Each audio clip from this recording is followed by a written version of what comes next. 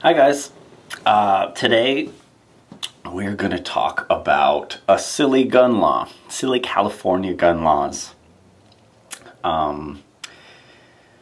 Version 1. Okay, episode 1. So, magazine laws in California are, you are not able to have a magazine that has a capacity over 10 rounds, which, you know, if you don't really know anything about guns, okay, well that might be some kind of a reasonable law, right? But the idea behind this that is flawed is the fact that criminals do not follow laws. So if I, being a law-abiding citizen, gun owner, abide by these laws that say I'm only allowed to have a 10-round magazine in my possession, what happens if 5 guys storm my house all with guns? Or what happens if, who knows, you know, there's a home invasion, perfect example. 5 guys shooting at me. I don't scare all those guys off with the 10 rounds I have.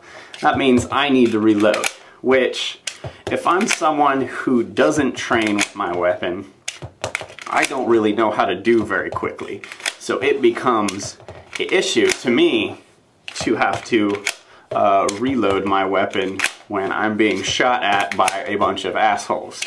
So if I, by going by these rules that the state has made for me, I am handicapping myself, the law-abiding citizen, in a situation where I should not be the one handicapped. Because no matter how many laws you place against guns, you are not affecting anything that criminals do, because criminals do not go by the law, period. So with that argument alone, you know, all gun laws should be gone, because they only negatively affect law-abiding gun owners, and they only discourage people from owning guns because the laws are so complicated you can't even figure them out. But what I've been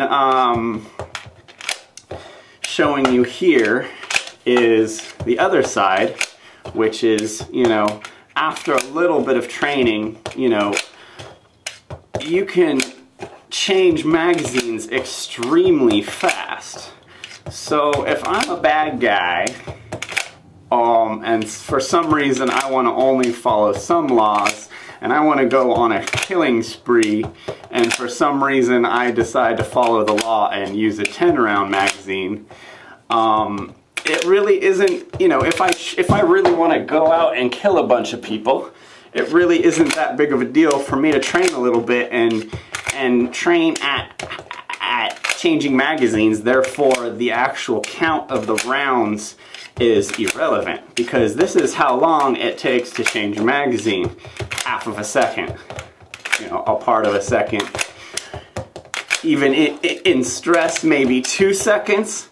Is that really making a difference in the situation when in a shootout, when you're trying to defend yourself? Why would the government want laws that if you follow, you're making yourself a victim by following their laws? It doesn't really make a lot of sense. But anyway, I think I've showed you here that the actual round count of the magazine doesn't really matter, because if you train it all, you could change rounds extremely fast.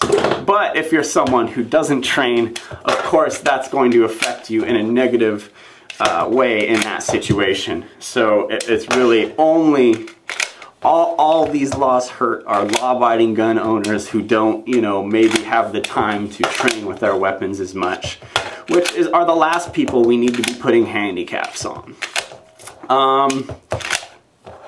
Another little argument against high caps, what we have here is what the crazy kid used in Arizona. It is, I call it a fun stick, but it's a 31 round 9mm magazine.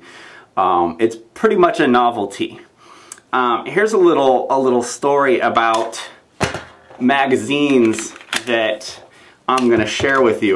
A little thing that the Brady campaign won't tell you is that the higher capacity the magazine, the more of a chance there is that the gun will fail. So technically, if you really wanted to look at things, wouldn't you want to ban low capacity magazines that pretty much always work well, opposed to things like this, which is the 31 round mag, which the kid used in Arizona, which jammed halfway through him using it? What makes more sense? Get rid of all the magazines that jam? I mean, logic to someone who's trying to take guns away from people. Okay, let's take away the things that don't work and leave them with really, you know, the best things. If they're using their argument that high capacity or standard capacity magazines are bad, then why would they want more people to have magazines that are actually work better? That kind of always confused me. But yeah, these things don't work very good. Every time I use this, it pretty much jams once. This is what dipshit used in Arizona. Crazy motherfucker. Not a normal gun owner like me or you. That guy was crazy. There's always gonna be some crazies around that pretty much ruin it for everyone else. But the people aren't letting the other people who ruin it happen and actually ruin it anymore these days.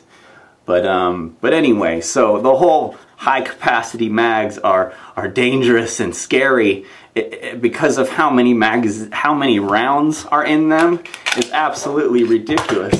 Because someone who trains, you know, for an hour at this can do it pretty quick, you know, and like I'm going 10 rounds at a time. Like that's 20, 30, 40, you know, it's really barely any different from just doing this. You know, it doesn't take 5 minutes to reload the magazine. It doesn't give you a chance to tackle, you know, whoever the bad person is. So it's pretty silly. Hello?